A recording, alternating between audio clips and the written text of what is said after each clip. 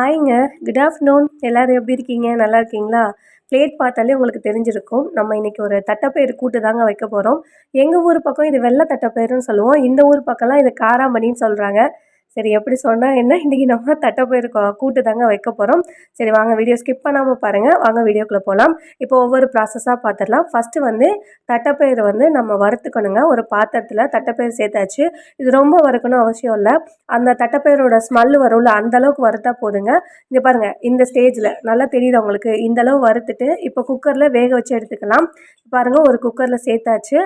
நாங்க ஒரு 4 விசில் வச்சு எடுத்தோங்க. உங்க உங்க தண்ணிய பொறுத்து ஒவ்வொரு தண்ணிக்கும் சொல்றாங்கல்ல, அந்த மாரி உங்க தண்ணிய பொறுத்து விசில் வச்சு எடுத்துக்கோங்க. தேவையான பொருள் பார்த்துடலாங்களா? வெங்காயம், தக்காளி, பச்சை மிளகா, உருளைக்கிழங்கு சேர்த்தா சூப்பரா இருக்குங்க. அதனால நாங்க சேர்த்துருக்கோம். காரத்துக்கே பச்சை மிளகா ஒண்ணு தாங்க சேர்க்க போறோம். ஸோ உங்களுக்கு காரத்துக்கு ஏத்தாப்புல நீங்க பச்சை மிளகா சேர்த்துக்கோங்க. இப்ப அரவ பார்த்துடலாமா? தேங்காயும், பூண்டும் எடுத்துக்கோங்க. பூண்டு வந்து நாங்க அப்படியே நச்சு போட்டுருவோம். தட்டி சேர்த்துருவோம். தோல்லாம் உரிக்க மாட்டோங்க. இங்க பாருங்க அரைச்சத காட்டுறேன் உங்ககிட்ட. இந்த மாரி பேஸ்ட்டா அரைச்சு எடுத்துக்கணும். இங்க பாருங்க 4 விசில் வந்துருச்சு. ஓப்பன் பண்ணியாச்சு. தட்டப்பயிறு பாருங்க எப்படி வந்திருக்குன்னு. இந்த ஸ்டேஜ் வந்துச்சுன்னா நமக்கு போதுங்க. இந்த அளவுக்கு வந்தா, இப்போ நம்ம செஞ்சுடலாமா? இப்போ ஒரு பாத்திரத்தில தேவையான அளவு எண்ணெய் ஊத்தியாச்சுங்க. எண்ணெய் காஞ்சிருச்சு. 3 ஸ்பைசஸ் தான் சேர்க்க போறோம். பட்டை, ஒரு கிராம்பு, கொஞ்சமா கல்பாசி இது சேர்த்தா போதுங்க. இதுக்கப்புறம் கொஞ்சமா சோம்பு சேர்த்துக்கோங்க. சோம்பு சேர்த்ததுக்கப்புறம் பச்சை மிளகா, கருவேப்பிலை சேர்த்துக்கோங்க.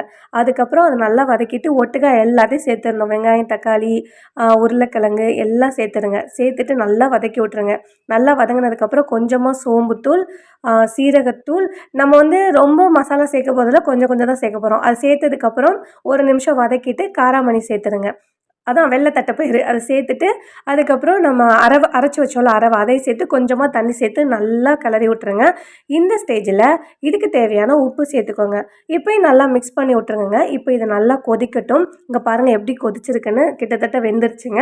இங்கே பாருங்கள் மிக்ஸ் பண்ணி காட்டும் எந்த அளவுக்கு இந்த கூட்டு வெந்திருக்குன்னு பாருங்கள். செம்மையாக இருக்குல்ல? அவ்வளோதான், ஃபைனலாக கொத்தமல்லி தூவி இறக்கிட்டா நமக்கு தட்டைப்பயிறு கூட்டு ரெடி ஆயிடுச்சு. இது தோசைக்கு, இட்லிக்கு, சப்பாத்திக்கு, சாதத்துக்கு, நம்ம கொஞ்சம் ஸ்பைசஸாக குழம்பு வச்சோம்னா இது சாப்பிட்டோம்னா நல்லாயிருக்குங்க. இதை தட்டைப்பயிறு வெள்ளை குருமான்னு சொல்லலாம், கூட்டுன்னு சொல்லலாம், எப்படி வேணாலும் சொல்லலாம். இதை நீங்கள் ஒரு டைம் ட்ரை பண்ணி பார்த்துட்டு எனக்கு மறக்காமல் கமெண்ட் பாக்ஸில் கமெண்ட் பண்ணுங்கள். இன்னொரு வீடியோவில் சந்திக்கலாங்க. போயிட்டு வரேன். பாய் பாய்.